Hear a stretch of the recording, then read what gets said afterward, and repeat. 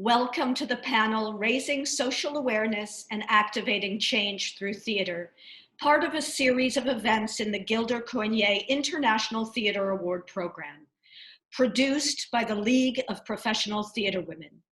My name is Katrin Filloux, your moderator for the event.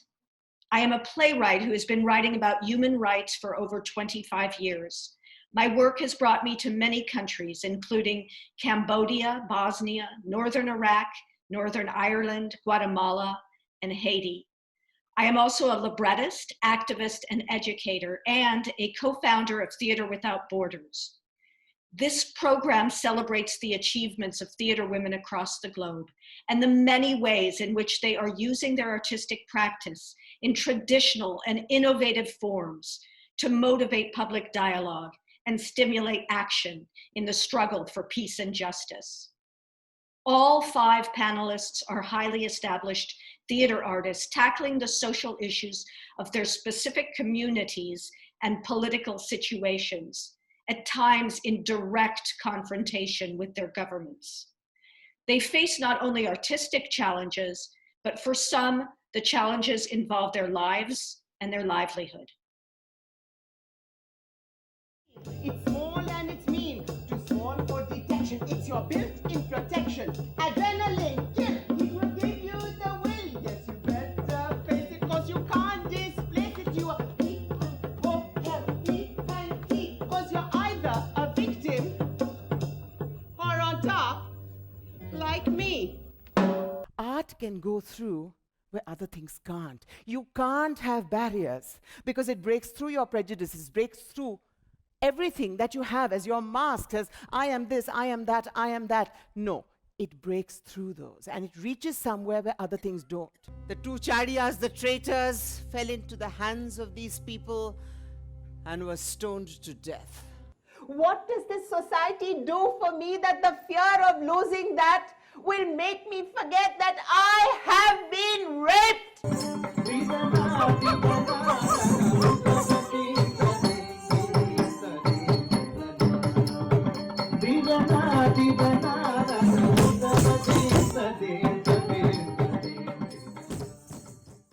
And we just bought that house over in Sherwood. Couldn't hardly believe we could afford it, but we got it, Faye. It's ours. I know it. I own something that can't nobody take from me. That means something. It does. It means a lot. God damn.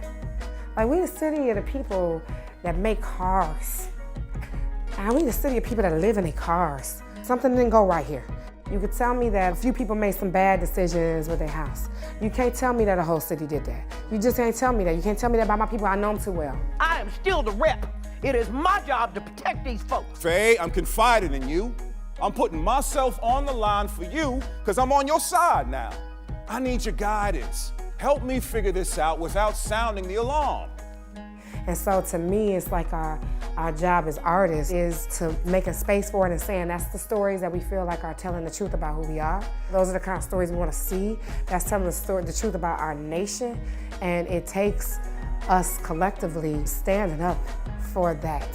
في لجوء وفي عبوء وفي انتحار بالسوق في جريمة إخبارية بتحرف كل الخبرية في مغارة وفي سفارة وسياسة ناطر إشارة.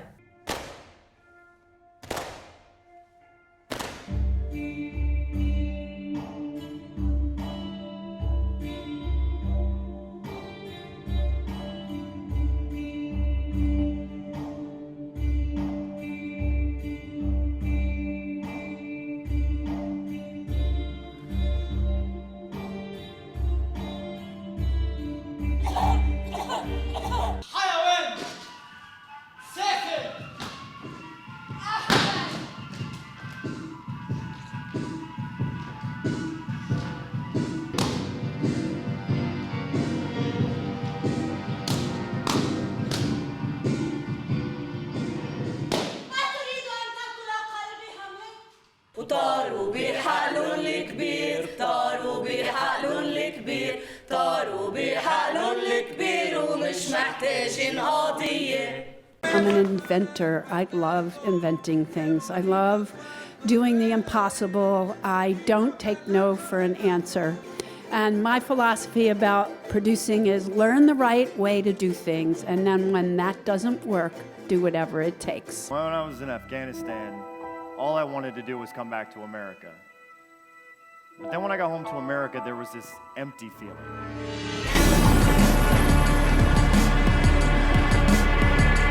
It's been to 40 cities, and it most recently went to Fort Hood in Killeen, Texas, because the Army can't figure out how to stop its young soldiers from committing suicide. We performed the show for over 2,500 soldiers, and the Army did a study after we left and found that there was a 36% reduction in stigma towards mental health services because of our show. I've always been fascinated by the intersection of art with the public, and I've really devoted my whole life to busting out of the ivory tower, as it were, and bringing people together, not normally in conversation. Disclaimer. Orice asemănare cu realitatea este voită. Orice realitate este discutabilă. Orice discuție este polemică. Orice polemică este subiectivă. Orice subiect este personal.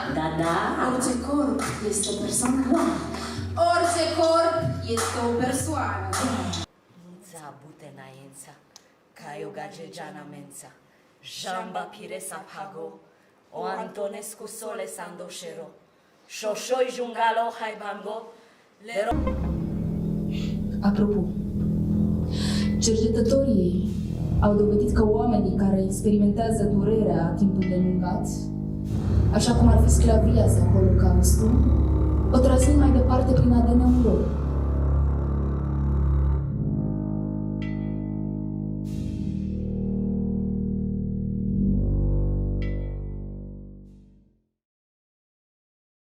Now I would like to introduce our panelists, dancer, choreographer, writer, social activist, and Nobel Prize nominee, Mallika Sarabhai from India.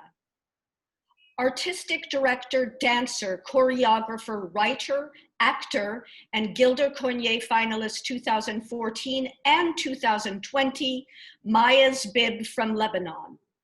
Writer and MacArthur Genius Grant Fellow, Dominique Morisseau, and Anne Hamburger, producer, community activist, innovator of site-specific theater, OBIE and Drama Desk Award winner. And Gilder Coigney Special Citation recipient, writer, actor, teacher, and social agitator for Roma and women's rights, Mihaela Drăgan from Romania. For their full bios, please visit the League's website, theaterwomen.org. That's theater with an R-E. Welcome to all of you, and thank you so much for being here. It's wonderful to have you. I will begin with the first question to all of you, and Maya, will you start? And from there, the rest of you, please join in. When you think about a new project, what tends to come first? Personal experience or a larger social issue that is pressing at the time? Thank you, Katrin. Hello, everybody. It's a pleasure to be here. I think art comes from a very personal place. It comes from a deep desire, ultimately. It comes from a deep fear also sometimes. So for me, any project that I think of always comes from an image or a feeling or an idea that is very personal. And the whole process of the work for me is about how that idea, how that thought, how that fear, how that desire can become something relatable and can actually mean something to other people. How can we make it political? Because in the end, everything we experience is in a way political, especially in today's world, especially as theater makers in today's world. Everything we experience can and has the potential and the need to become more global and more political. So I always start from the personal and go to the political. Thank you.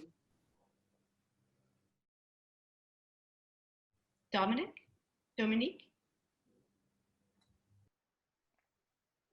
Hi, everyone. Yes, you know, I share Maya's same entry point into storytelling. I think that it is also, for me, the political and the personal are not disconnected. I think many people, when they talk politics and they become talking heads for politics, they forget how personal politics are, how people are behind every policy that is made.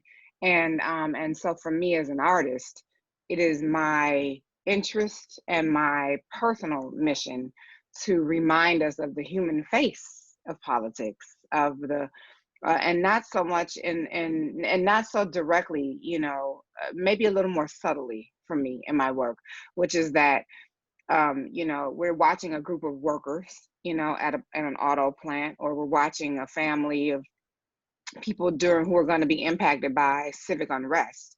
But we're starting in the personal. We're starting with the relationship between a brother and a sister, or we're starting with the relationship between a worker and a worker. You know, it's very personal, but they're dealing with some very global issues. And I also agree that, because what I thought was interesting is actually many policies are also driven by fear, as much as art is driven by fear. So is many laws are created out of fear. And so I do think exploring fear and showing how people can be exploited because of fear is of interest to me as a storyteller. Thank you so much. Mallika, who is your audience and how has your audience changed over the course of your career? My audience is very varied. When I'm creating work, I usually create it for a specific audience, like, for instance, women in rural India or children in rural India. But very often I end up creating work that has different appeals to different people.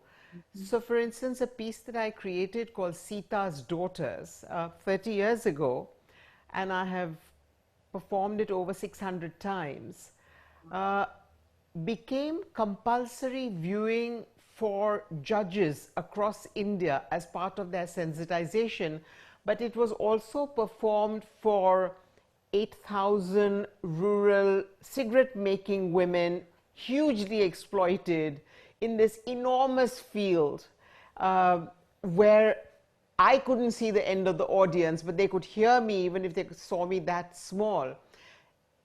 In India, it's difficult to create for a niche because it's such a large country and there's so much diversity, that with a little twist of the way you introduce a piece, it's very often possible to reach different audiences. The piece remains the same, but the way you, I suppose, encapsulate it or the way you dress it up becomes different.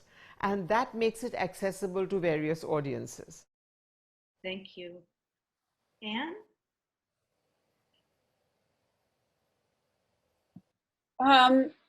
As a creative producer and the artistic director of On Guard Arts, I really think all the time about how are we reaching the people that might not necessarily agree with us. That I think in the United States, there's the people who go attend theater, and then there's everybody else. So I've always really gone to extraordinary lengths to think about how we get outside our own kind of echo chambers.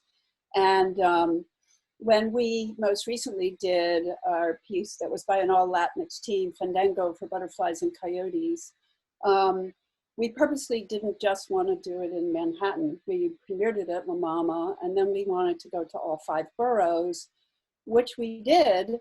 Well, we started to until we were shut down by the pandemic. But when On Guard Arts embarks on a piece, it's usually over a 2-year process to really dig into the issues at hand, so the artists themselves can get to learn as much as possible about those issues. And then as a producer, I'm always thinking about how we can reach out to the audiences. both who are affected by the issues at hand and those who know absolutely nothing about it, so we can promote understanding and bring people together who don't normally come together. Sure. Thank you. Mihaela, how important is it for an artist to share her work with audiences as it develops before it goes into production?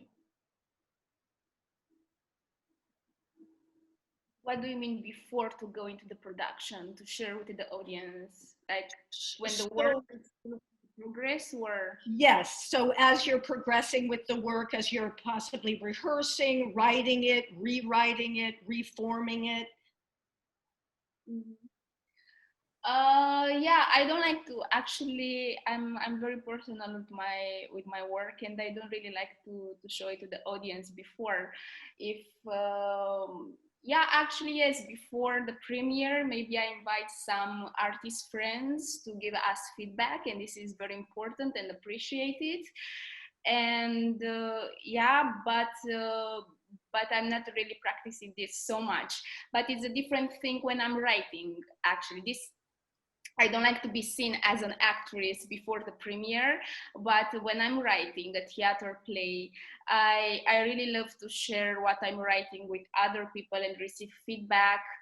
And yeah, I think it's important. It's an important process. And I remember that I had once a chance during a residency in London to be in a residency at Royal Court Theatre and to work with two advisors.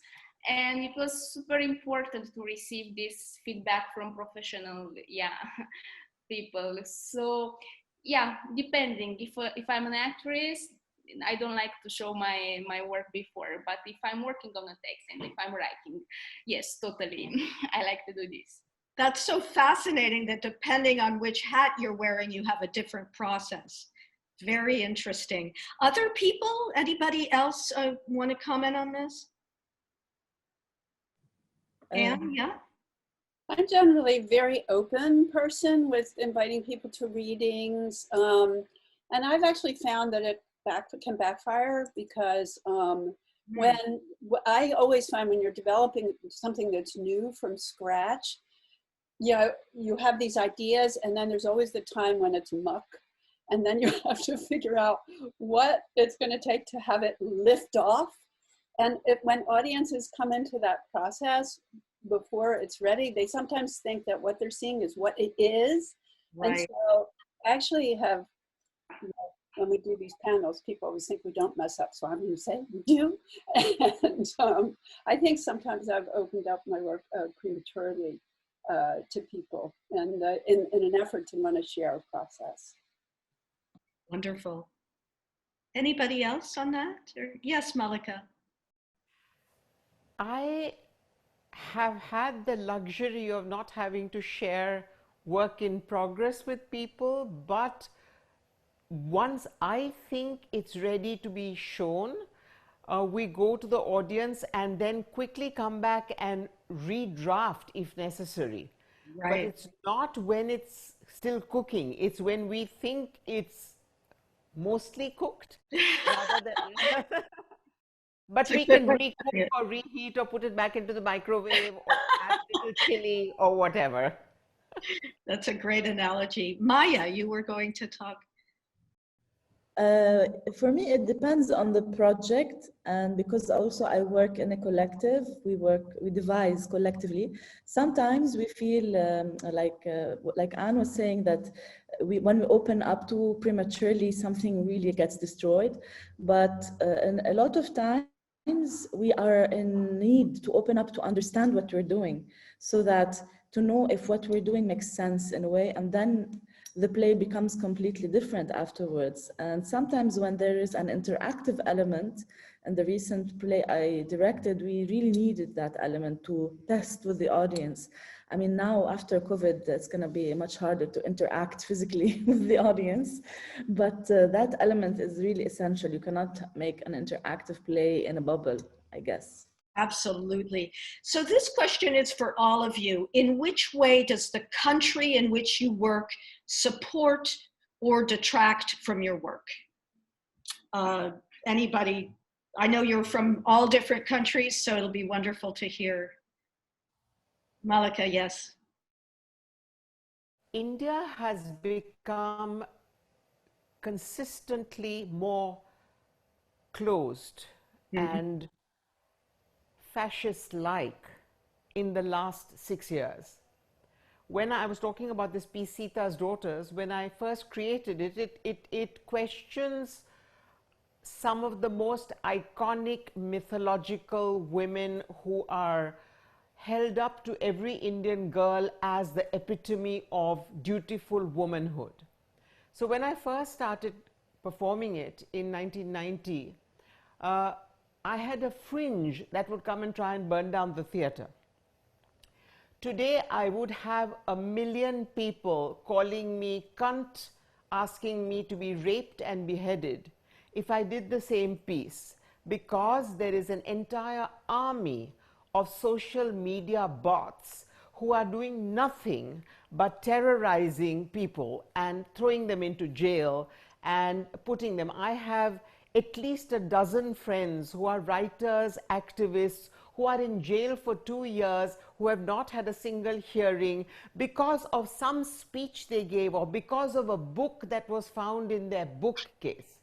So in India, it has become much, much more dangerous for any of us to be able to speak today than it was even 10 years ago. And I think a lot of people are extremely frightened with every reason, because everything from the judiciary to the police are with the people in power. And just by saying this, I might be attacked tomorrow. That is the scenario here. That was not so even 10 years ago. Thank you for your bravery. Dominique? Yeah, listening to Mallika, I was like, wow, that I feel that way in the U.S. And that is surprising, because we're supposed to be such a democratic country. And, you know, as of late, this country has lost its full sense of democracy. It's been completely eroded by the current administration and all of his enablers and supporters, silent or loud supporters. And I have already, I think maybe a few years ago, my sense of danger felt subtle, you know, as a Black woman writer, you know, questioning, you know, the status quo, questioning not only the world, the country. I think theater artists, we feel safe questioning the country, because theater is supposed to be a place that can hold that, you know, that we pride ourselves, we give ourselves like this pseudo pride that we can hold that, you know. What isn't acceptable is questioning theater and theater practices and theater, how theater contributes to how theater sometimes does not mirror the democracy that it is supposed to stand for. And so what we're upon right now is a revolution of its own sort inside of theater, you know, because I think artists, especially artists of color, especially Black artists, you know, who are feeling particularly vulnerable right now in this country, who are literally under attack. Our lives are under attack on a daily basis right now in this country. We now feel a sense of, not only are we endangered outside, but then there's a life danger that happens outside, and then there's a cultural violence that happens inside, you know, inside of the theater, where we are not allowed to be our full cultural selves, where we could be blacklisted for questioning, for not being obedient to the status quo. And so I do think that I think it will surprise many theater practitioners who have subscribed to this like liberated thinking, but have not been paying attention to where the artists are sort of uprising and speaking out against, you know, the oppression and the racism that they've experienced inside of theater. And so I think that for me, I am finding a sense of personal, I feel endangered in the world. I feel endangered in my country very much so right now. Right. But I also feel like I'm expected to be very grateful to the visibility offered to me, you know, by my field, and therefore I should not speak up or speak out against it, which is just not what I do. I am going to definitely speak up and speak out against it when I feel like it is not serving all of its people effectively. But I definitely feel like there's a target on my back when I do it. Thank you. Mihaela? Yes.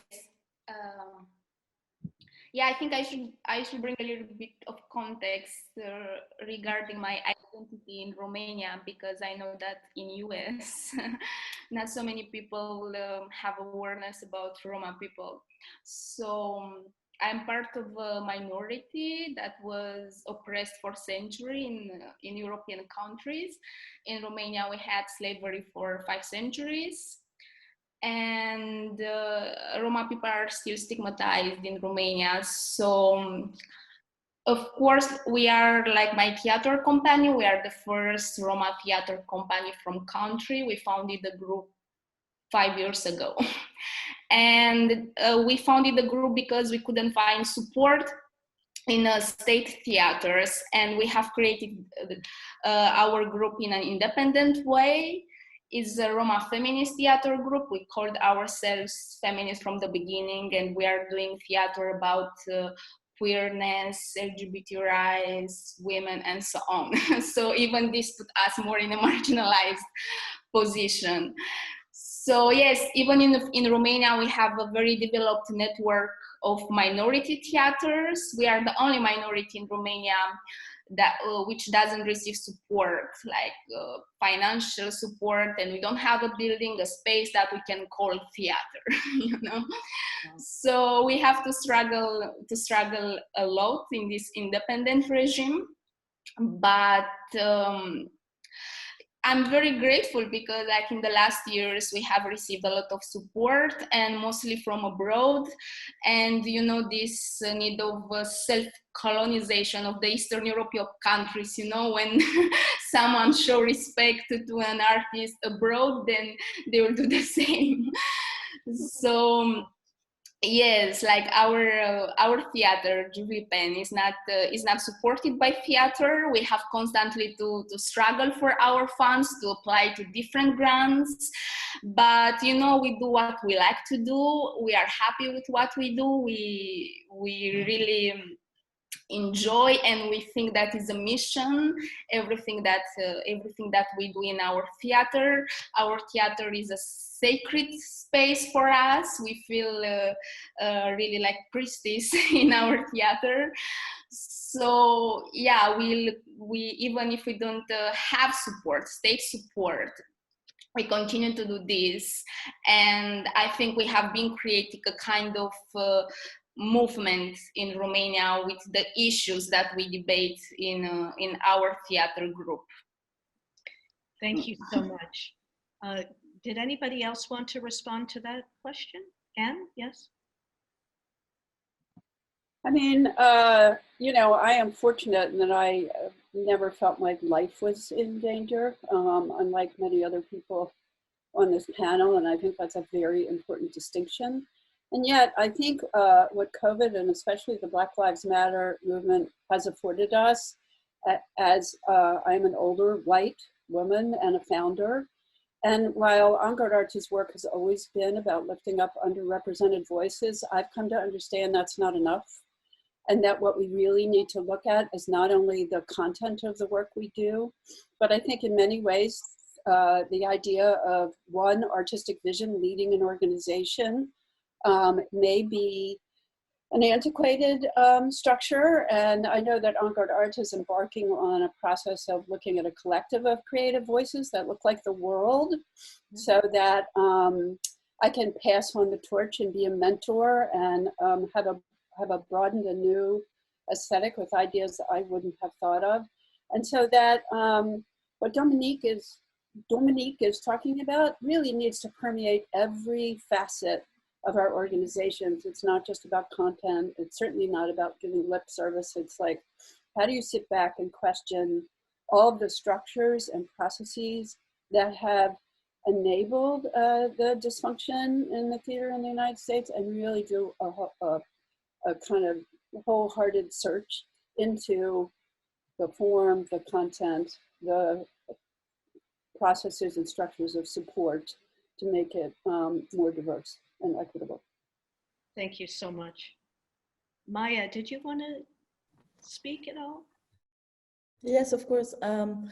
I mean, the first response would be that, yes, my country does not support me as an artist, of course, because I live in a country where the government does not support the arts financially, for example. So all our funding is mostly international funding.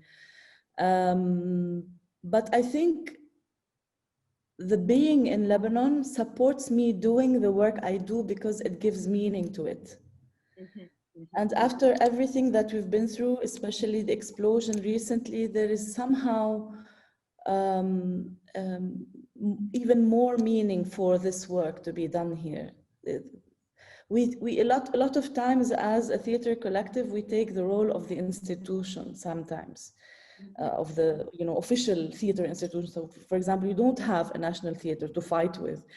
There is no production of theater works for young people. So we feel sometimes it's a burden, but sometimes it's a blessing to feel that you need to rise in order to give a space for the younger generation, in order for things to be done, in order for some new discourse to be heard. So there is a big burden that is related to the context that we live in, but at the same time, it gives me a reason to wake up to every day as an artist. And I think the fact that we live in a very chaotic system allows us a lot of freedom. Because as theater artists, we are not really regarded. The government is not really afraid of us yet because they don't know how we function. They don't know the effect that we have on people, especially that the effect of theater in general is in small ripples. So we are able to navigate the structures that are oppressing us. We need to submit our texts to the censorship, for example. And the last show we didn't, and it was a very, it was a very censorable show. But we were able not to, and nothing happened. So we are able to, like water, slip into the cracks and reach people who don't necessarily have access to theater sometimes. So this is a good thing, especially when I hear what's happening in the world and when we know what's happening all over the world. I think it's the same struggle, but everyone finds a way to reach the necessary audience. And I think we're not very different in our struggles. It's really the same struggle. Thank you so much for summing that up so beautifully. We already touched on this. Where does your funding come from? The local community, national or international foundations, private donors, or elsewhere? I know we already did speak about that a little bit. Did anybody, Mihaela, did you want to speak?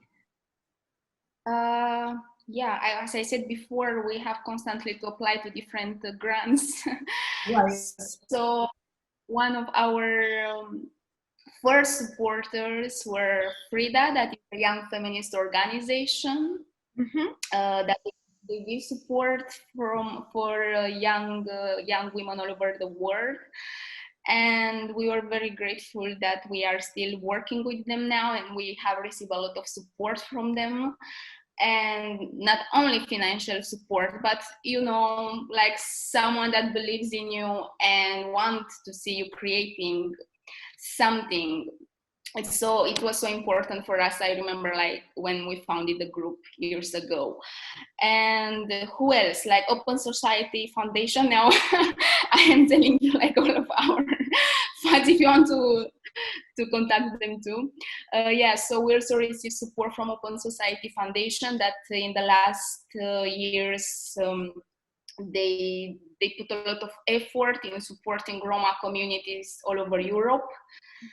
And yeah, and it's also like a cultural fund in Romania that each year is supporting us. So yeah, we apply to independent funds, and this is how we are able to create our theater shows and to do our projects.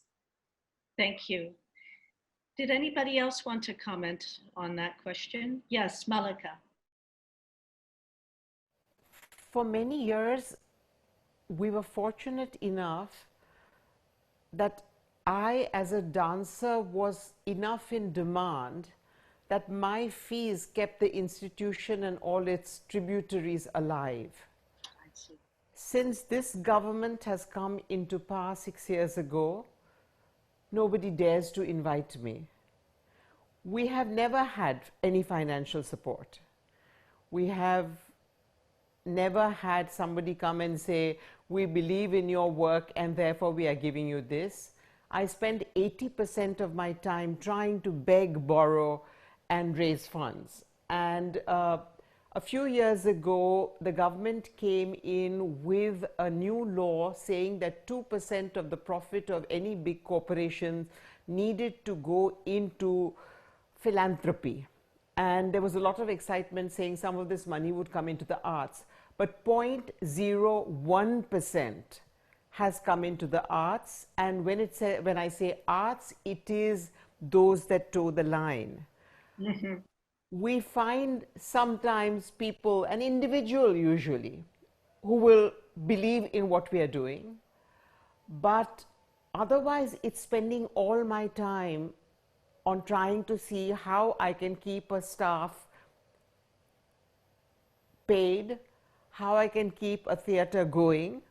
And we are 72 years old as an institution. We are the second oldest arts academy in this country. And we still have to beg because the work we do doesn't fit into anybody's convenient niche. And the fact that we question continuously and want our independence in our artistic work is very uncomfortable for people. That is heartbreaking.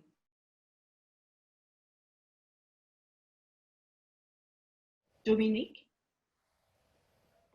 Yeah, I keep thinking like, that really resonates with me. I just keep thinking about how global a matter it is of making people uncomfortable and the punishment that comes from that, you know, that how resistant to change and to self-reflection, you know, people are, and that's a humanitarian crisis globally.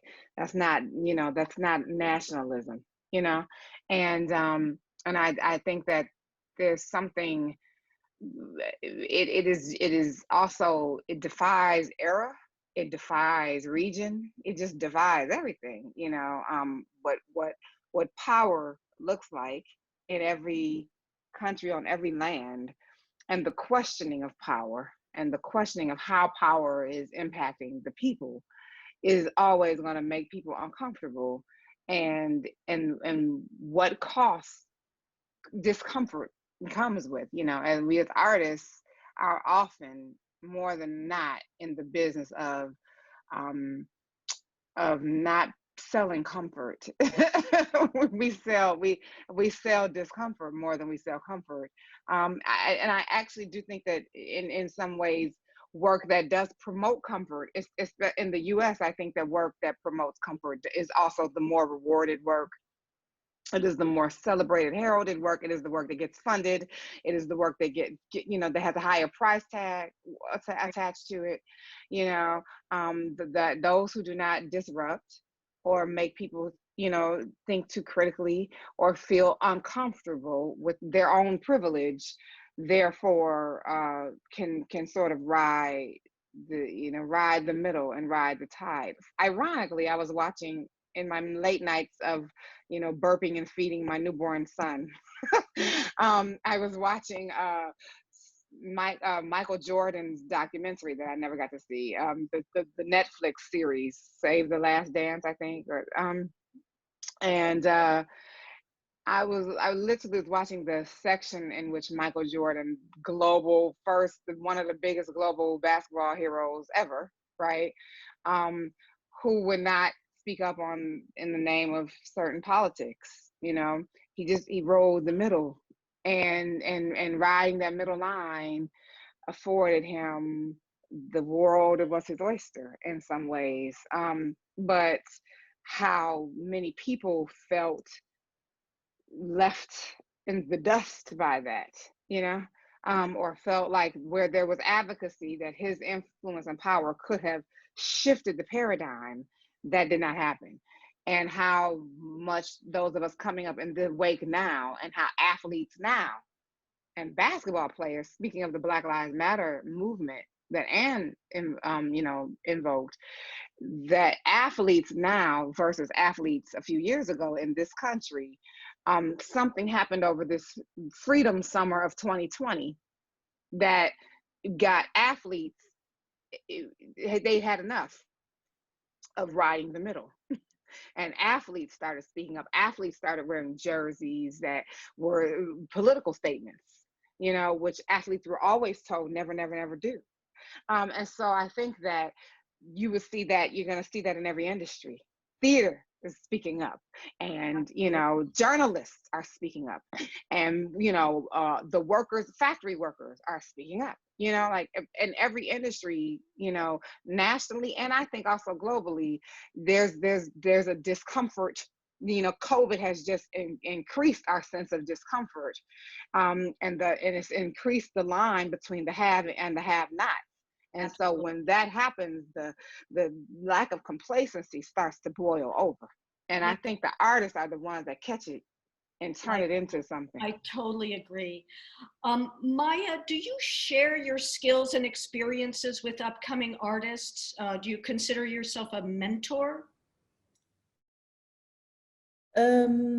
Yes, I mean, recently we are focusing more and more on developing the work of younger artists who are starting their careers or who are just starting with new projects for the first time.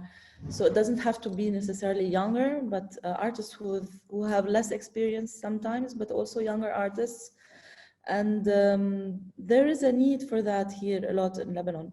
Especially that a lot of the universities that used to teach theater have closed a lot of theater sections were closed. Now mostly there is theater at the Lebanese University and few other branches of universities. So there is a need for practice.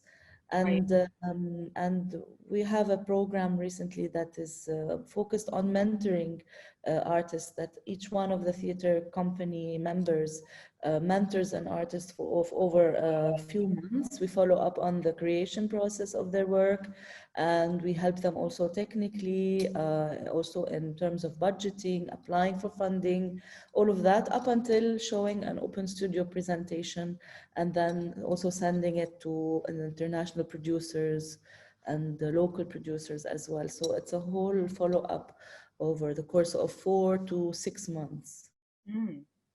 Interesting. Mihaela? Yes, sorry. No. So the question was if I like to share my, I don't like to be an educator. I really don't like it. But I'm doing this work because it's necessary.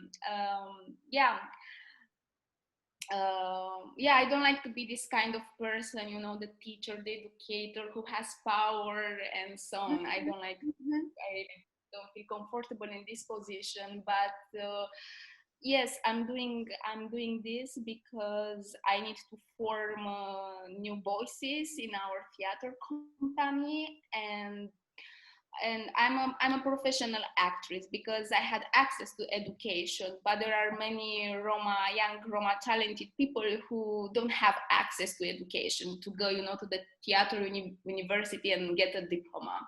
So we do this kind of education in our theater group. Like we work with different young people from different marginalized neighborhoods in Bucharest, and we work with them for years. And when they reach 18 and 20 years old, we include them in our theater shows. We give them small roles. And afterwards, of course, like they become full-time part of our theater company. So somehow, yes, I'm doing this, and I like to do this kind of education, but I don't like to call myself a mentor because I'm also learning a lot from them. And I feel sense. Yes.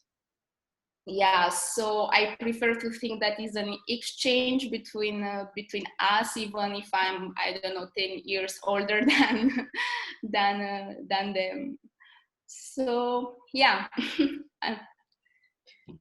That's a great way of putting it, that it's an exchange. I appreciate that. Anybody else want to weigh in on that question? Or?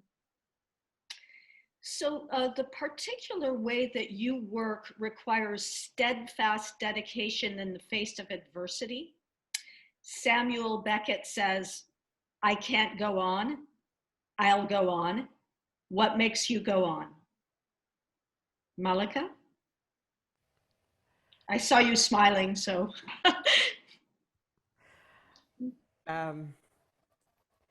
You know, Katrin, over the recent past, I tend to get dejected and depressed more frequently than I have in my career. I'm sorry. No, because look at where the world is going. I know. I'm sorry. I'm sorry about that. But when I'm feeling really low, I suddenly meet somebody, or I get an email, or somebody gets in touch to say, "I saw you perform," or "I heard you speak," or "I watched a film of your performance and it changed my life. I am doing what I'm doing today because I saw you when I was in college." And that just changes everything. It's, you know, my mother, who was one of India's first classical dancers to take classical dance across the world as early as 1949, used to say to me, "Mallika, even if the entire theater is empty and there are 10 people, remember that there is a possibility that one of them will be transformed because of what you are doing." And That's that so is really beautiful. what your work is about. So beautiful. Thank you. Anne? Well, it's why I get up in the morning. I mean, for me, there's nothing more thrilling than coming up with ideas about how to make a difference, assembling artistic teams, finding the resources to make them happen, forming, you know, theater people are gypsies, you know, we form these families that are as close as we can be. We exchange ideas, we argue, we fight in healthy ways, hopefully. And then we give birth to something that we can share with others. And to me, I feed off of that as a human being. I have my whole life, and I can't imagine, like, I don't like golf, you know? I can't imagine what I would ever do. I feel like I have this great gift to be able to go to places I'd never go, meet people I'd never meet, learn things I'd never learn, and be able to bring that to the world in the best way I possibly can. Mm-hmm. Thank you. Maya? Yeah, I agree with Anne that we are so privileged. We're very lucky that we do what we want to do. We keep playing. Sometimes, yes, sometimes you wonder why you're doing it. Especially, for example, I give an example that we were doing a touring of our performance in villages across Lebanon for a summer, and I had just given birth recently, and I was taking my baby with me, feeding her on the bus and before the show, and then the show starts and some people leave, some people scream, you know, because we're performing in very difficult locations. It's not a theater. You know, we're performing in open air, sometimes, and the show is difficult because it's not an easy, direct narrative, and it's very layered, and it's also dealing with very political imagery, so people can relate maybe to things that they are living through in these locations. And you know, during this touring, it was so hard, and especially like we're sleeping in these strange hotels, strange houses, like really crazy places, going through the night to sleep in a very strange room with my daughter and my husband and my company. But then, as Mallika was saying, you know, for example, this very beautiful example of a boy who was sneaking and looking at the play, even though it's not for children. And he came after the show. We were doing a rendition of Titus Andronicus, Shakespeare's Titus Andronicus. So it's a very violent play. And he came and he started saying things about the dramaturgy, that he understood that the actor was changing roles and that he played a woman and then he was a man, and that this is a mother and she, you know, she was torturing the daughter of that man. And he understood everything, and he was so happy, so excited that he got it. And he was telling us all of this, and he was changed, and you can see that. So that moment in that child's eyes, he was 10 years old, is worth the whole travel, the whole touring of all these villages and all the struggles and all the upsetness that people left, and there was a generator and it rained and you know. Right. So beautiful example. Yes. Yeah. Would anybody else like to talk about that?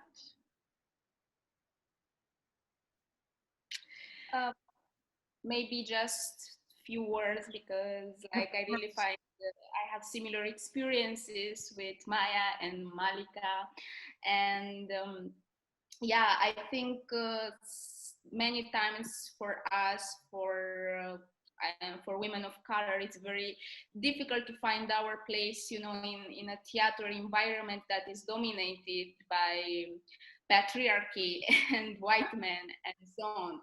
So yeah, I think we oftenly ask ourselves, why do we do what we do when it's so much energy consumption and so difficult? And many times I find myself in this position, asking myself what I'm doing this. And I think I'm doing this because I have to have a voice. I think I have to give to my community a voice. I have to occupy these theater spaces that are dominated by white males, you know, and to say like I'm a woman and I'm a Roma woman and I deserve a place here. I have to say my story, to say the story of my people. I think, yeah, sometimes I feel that together with my theater collective, we produce history, even if we are, you know, in such a marginalized position, because as I said, like we don't really reach the mainstream audiences with our shows, you know, every night. We are at a small level, but I think it's really worthy. And I have, as Maya and Mallika, there are so many examples, you know, when people are coming after the show and you see that they were changed, or a small, you know, movement was produced inside of them. And I think this kind of connection with the people and with audience, it makes everything worthy. And of course, it is a lesson that I learned recently, and I want to share it with you, because like, yeah, being in such position, I think we put a lot of pressure on us, you know. Mm-hmm. And I think we should also know when to rest. Like, resting is also resistance, and we should also take care of ourselves as artist women. Mm-hmm. You know. And every time when I hear this voice, you know, inside of my mind, like, do this project, work on this, don't refuse anything, go there. There is another voice, you know, it's very, very, you know, silent, but I hear it and saying, Mihaela, you have to rest. You already did a lot. Don't put so pressure on you. So yeah, I have to tell you, I'm so glad now that I felt so tired the last months, even if it was pandemic. We have been working a lot, and finally I'm resting now for 2 weeks. So this is why I'm so good. Yeah, I'm in vacation now. So greetings from Spain. Yeah, thank you. So I think we have about a little more than 10 minutes left, and I wanted to know if you had questions for each other, if you had any things that you wanted to ask each other.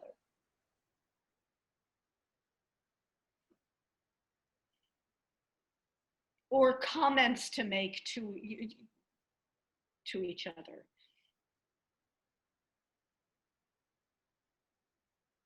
Mallika? My comment would be that I would love to spend hours with each of these women, talking to them, finding out about their work. And for me, it's an honor to be on this panel and in the shortlist of this award, and to be a part of the theatre women of the world. And I think it's important that we build up a sorority and actually get to know what each of us is doing, because there's so much that we can not only learn from each other, but I think gain courage from each other. And there is so little lateral communications that I wanted to say thank you to the organizers of this, that, you know, you talked of patriarchy, and we talked of the white male rule of everything. Here it's a caste thing in India, and it's a corporate thing that the big moneyed men will rule everything, or the Brahmin will rule everything. Right. And the media is also part of that. So to actually get information about not only other countries, but about people working within my huge country is so difficult. And I just wanted to say how important this event is and this whole week is, and I wanted to say thank you. Wonderful. Other questions for each other? Or yes, Anne. I would like to say something and then throw this out to my colleagues. I mean, obviously, COVID has exacerbated the income inequality in this country, and there's a lot of mental health issues and trauma that's come out of this time. But I also feel like there has been good that's come out of this time too. Being able to connect internationally. I am so extraordinarily impressed by how many of my colleagues have pivoted to doing the most innovative, extraordinary things on social media, using film and video to be able to bring their work to international audiences. And I know Angard Arts has pivoted. We're going back to doing site-specific work, and this year we're mounting 2 COVID-responsible festivals and a new project called A Dozen Dreams that's an art installation in May, where I've asked a dozen playwrights to share with us what they're dreaming during the pandemic. And I would like to hear from others, like, how have you pivoted or needed to pivot your craft? Like, what do you feel like there are opportunities that have come out of this? How are you thinking about it? Maya. Well, I mean, personally and also collectively, we resisted going directly to filming plays or to showing films of plays, but rather we focused more on the word, on texts and writing, and also audio. So what we started doing is making audio plays, recording audio versions of our plays. We started with an already recorded play that we toured virtually and on radios, also radio stations in Lebanon and in the region and some places also in Europe. And it was really exciting, this audio dimension, because there is a whole world, there's a whole world of imagination that opens up in the audio version of plays. And we did a lot of discussions and a lot of panels around the topics that arose. And we did another recording of a play. And this is something that was, for me, has been in the back of my head. It's something that I really wanted to do, never got to do it. And so I'm so excited that the pandemic, you know, had us go towards that direction, because it's a whole different craft. Whereas filmmaking is something in itself, you know, to film a play and produce it. It's something that I don't have the craft to do. Whereas recording an audio version of a play is very exciting. So this is a new dimension. Wonderful. Dominique. Thank you, Dominique. Thank you. I was thinking more along the lines of, you know, sort of what Mihaela is talking about not necessarily being in front of such a large mainstream audience. I hope that this time does something to the whole idea of mass production. That we're such mass consumers. We want to play Madison Square Garden. We want to be in front of big, huge, and more, wider, you know.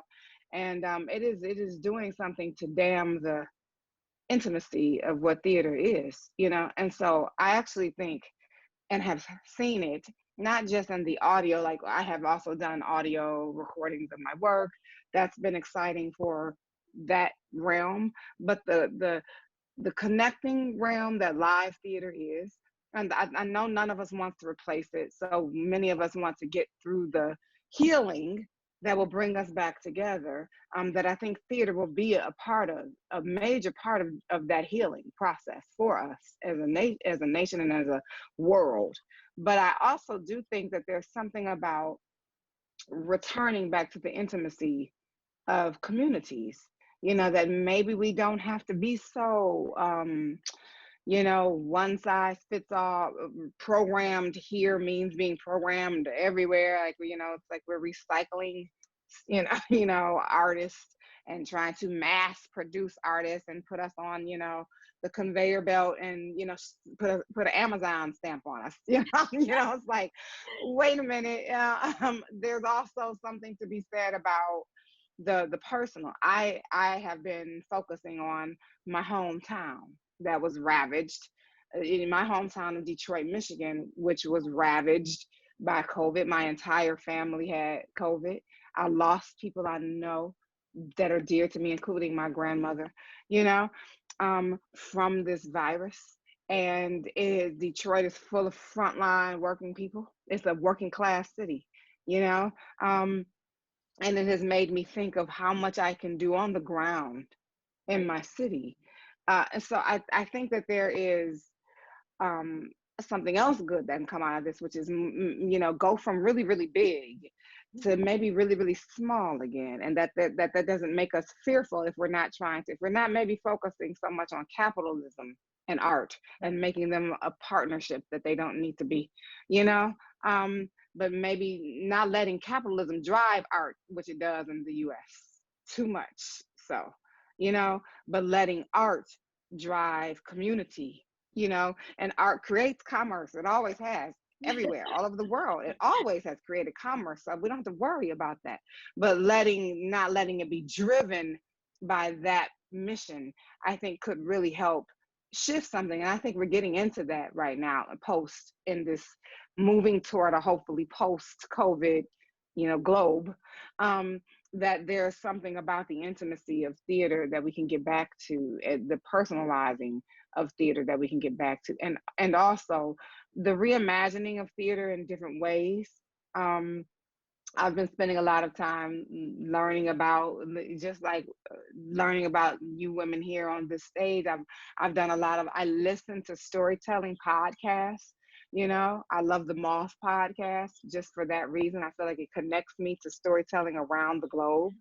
And there's nothing more impactful to me than a global sorority, if you will, but a global family of storytellers. You know, I don't think there's nothing else that can teach us about our collective humanity than storytelling can do.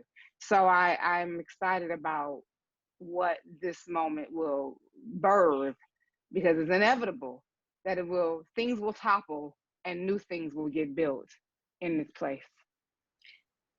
Thank you. I wanted to thank you all, 5 of you, for your extreme generosity in answering and listening. We are now going to open this up to a little Q&A. Thank you. Thank you all for these extraordinary comments and ways of letting us into your process. I have been particularly concerned about how the creative process was either hampered or enhanced through the use of virtual media. And I am very impressed, although it has its limitations, at how much I have learned. The very fact that there is a conversation between all of you from different parts of the world, sharing ideas, I know is going to impact on how you work in the future, each of you. And this is what I have learned from the other panels as well. The opportunity that it has given us through this program to learn more about other people's process has got to have an enormous impact. And so, yes, there are disadvantages, but I think we have to give credit to the advantages that come from the virtual world. I wanted to know how this particular process will impact on your thinking in the future. You mean this particular panel, Joan? Yes, yes. I just wanted to say that I don't know if it will affect my creative process, but I'm really very excited now after the panel finishes to just go and look you up all online and look up your work and see what you're doing. Because I think everyone spoke from a very potent place, artistically and personally and politically. So yeah, this is what I'm thinking about now, to just know more about what you're doing and find ways to connect. Especially that this is something that I'm always excited about, with all the possibilities that we are able to create together, virtually or physically. And as Anne was saying, in the end, we are a big family when it comes to theater makers. We always interact and intersect and cross each other in different ways and in different realms. So it's another, I don't want to say bouquet, but I'm going to say it, a bouquet of beautiful theater makers that I'm just being introduced to. It makes me think that it would be great to have a sequel. So we would do this again after we have sort of digested it, and I think it would be well worth the time. Anne, did you have something? Yeah, I have a couple of different things to say, but first, with regard to the League, I think this international endeavor that you all have embarked on is so valuable. And as I said before, the audience came aboard. I'm really honored to be in the presence of all these warrior women. If there's anything we all have in common, it's that we're brave and stubborn, because if you don't have those 2 qualities, you'll quit. So I would first say that, but I also think, I always ask people when they have not-for-profit organizations, how are you carving out a role for yourself and doing something that nobody else is doing? And I think that maybe it's my limited knowledge, I don't know, but this program that the League has done is so important, because it really seems to be fulfilling a need that doesn't exist, and enabling us from around the world to connect with one another in ways that are not only, for me, very personally rewarding, but I think will also be of value to to audiences around the globe. And the only other last thing I want to say is, I think mobile will never replace live, nor should it. But I think, lately the word that is now seems in vogue is multi-hyphenate. And if as storytellers, we can remember that stories are not dependent on buildings. They're not dependent on stages. They're only dependent on the artists that tell them and an audience to hear them. And that can happen on stages, in streets, in warehouses, online, on radio. And the fact that as theater artists, we've been asked to broaden our skill sets in whatever ways feel right to us is actually a gift. Because when people first started going online, I was very cynical about it. And I was like, but now I kind of really have shifted in saying my way forward is to go back to site-specific work, but all these different people have found different ways forward, and there is no wrong answer to this. Thank you. The next question. Hello, everybody. This has been so inspiring, so awesome. First of all, I just wanted to say, and this leads into my question, I saw a production of Dominique's Sunset Baby in Kansas City, which is where I'm from. I live here in Louisville, Kentucky now, but I'm from Kansas City, and it was a beautiful production done by Kansas City Melting Pot Theater, and which is one of the smaller theaters in Kansas City, which then leads to my question, which is, as we're about to, well, it'll be a long pivot. It'll be a long pivot, but as we're about to pivot, I think back to eventually getting back to live theater, do you all think that there will be a larger appetite for smaller stages now? You know, both from a pragmatic standpoint that ends up maybe also being just accidentally a good thing?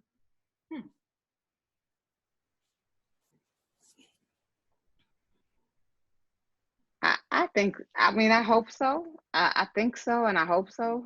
I can say that I am talking to so many artists. You know, the one good thing about, you know, being on in this socially distanced way is, you know, you Zoom with a lot more people than you actually end up in a room with.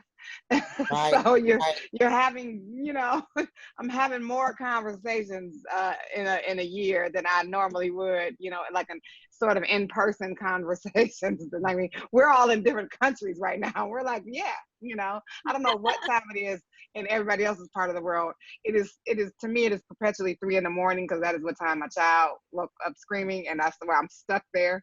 But but it is you know, I think at this moment, because I've been having so many conversations with so many artists, it feels like everybody wants something new, wants to return to something kind of pure that's been lost.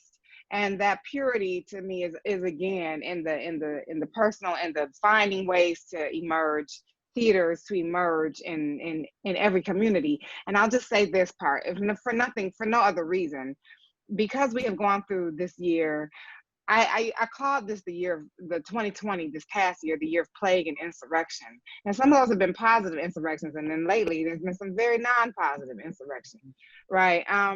And so, but depending on what side of the line you're on, is how you'll envision those insurrections.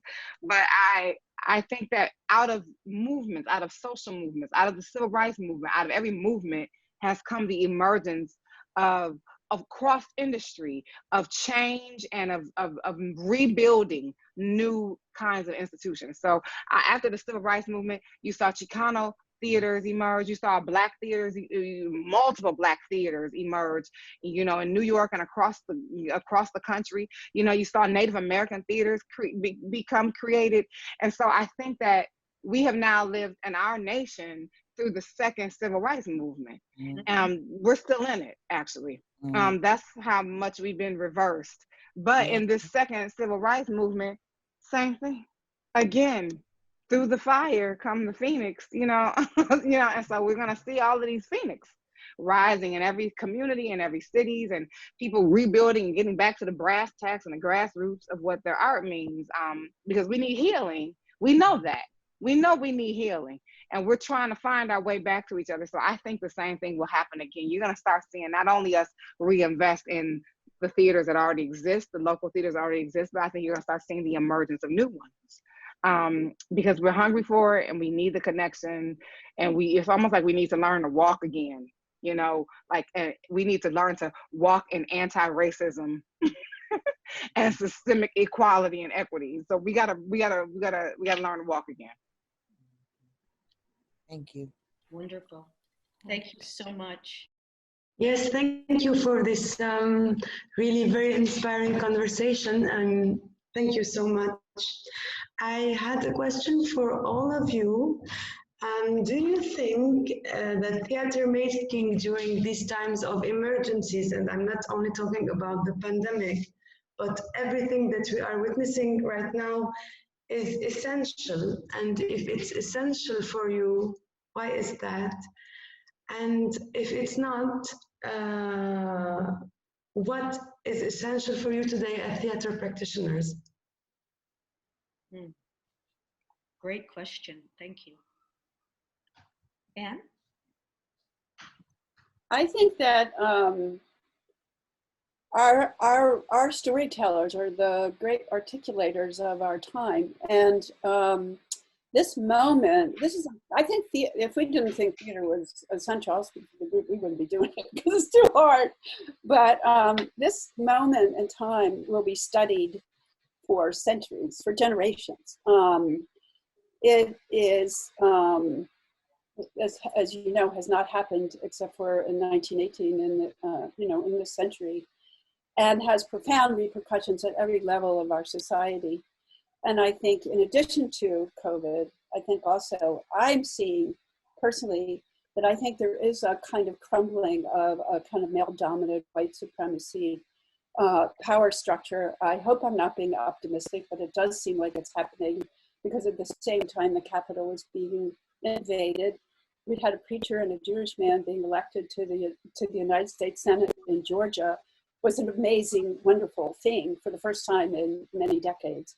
And so I think theater can serve to promote understanding and bring people together and delve into the issues in a way that enables and allows people to think differently about their lives and the lives of others. Hello, everyone. And again, thank you all for being here. What a wonderful discussion this is. And maybe we have to have like a regular kind of ongoing roundtable. It would be something the League could do. And it's something that works virtually as well as it does in person. Easier. We get contact with everybody. My question is, for those of you who live in communities where your very daily life is, it puts you in danger, just going out into the street, doing your, shopping, just being present. I wonder how each of you panelists is able to identify,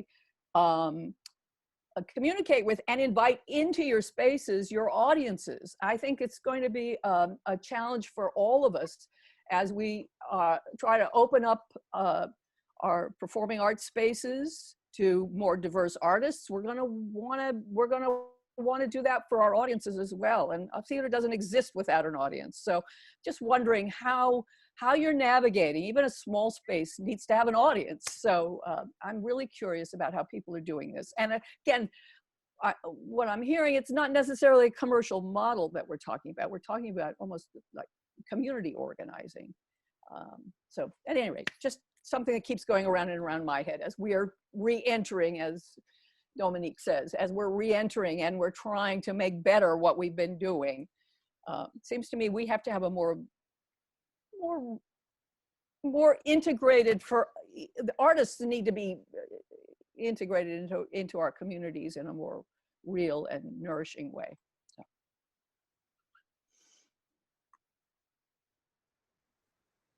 Would anyone like to comment?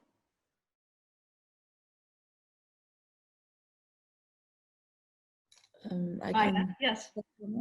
I don't think my life is in danger per se on an everyday basis necessarily, unless you consider, the chaos of the city where anything can happen. But in general, it's not a city where, necessarily we can explode every moment, but maybe. I think the strategy of going towards people who don't necessarily go to theater or inviting people is to not come with an answer, but rather ask the questions. So how we do it and how we've done it as a company with Sukak for the last 14 years is that we never come to teach something or to,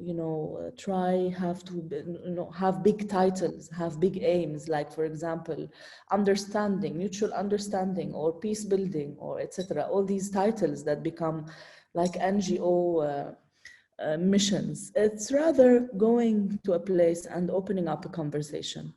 And this conversation in itself is a possibility to break walls and to break barriers and to lead to change, even on a small level, and to come with interest and to come with curiosity and openness and without judgment. So come with, to come with what you want to share and put out a big question around something that is not necessarily, has not been questioned and that has not been debated because it was seen as a fact.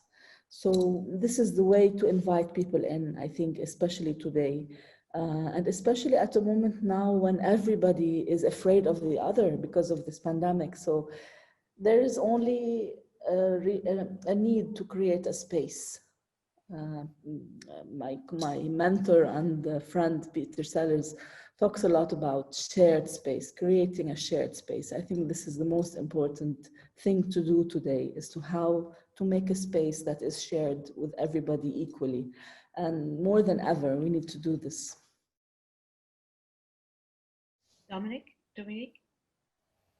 I just want to piggyback on what Maya is saying also about going into communities and trying to build with community. I think that there's something about, in the past, what I have experienced in American theater, in US American theater, is a sense of elitism, a sense of, come to us and behave as we want, as we do.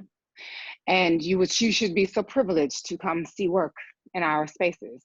And that's just, that attitude is not going to get anybody that doesn't subscribe to that thinking into your homes, and I think truly what I'd like to see all theaters shift to, if they truly want to change the audience that they have in their spaces, is to find a way to community build. And that's going to take more than just invitations and flyers into, into a show that you might like. That takes investing in people, and in their communities. There's just no other. People are smart, kids are smart, babies are, everybody's smart, and so they're not fooled by one-offs and one-time invitations. They know when they're being used, and they'll come if it's juicy enough, but it's not sustainable. The only sustainable thing is building relationships, and just as it takes artists time to build relationships with institutions, it takes institutions time to build relationships with communities. And I think certain institutions have been comfortable with the communities that they're in, and they say that they want to shift, but they've not really done anything to community build outside of the people that already subscribe or come to them. And I think that this is the time now, more than any other time in the world, to not just market, but community build, which requires a different headspace. It requires different action. It requires going to the people with no judgment, as Maya has said, with no agenda, and really going to a place of service, offering, and collaboration. Yeah. Thank you. Thank you, audience, for these inspiring questions, and to all for this stimulating conversation. I want to thank each of the panelists for the illuminating discussion. You are amazing as individuals and as a team. We hope that you will be inspired by today's program to find out more about the 27 remarkable women from 18 countries who were nominated for the 2020 Gilder Coigney Award. All of the program's events are available for viewing on the League of Professional Theatre Women's YouTube channel, including the awards ceremony.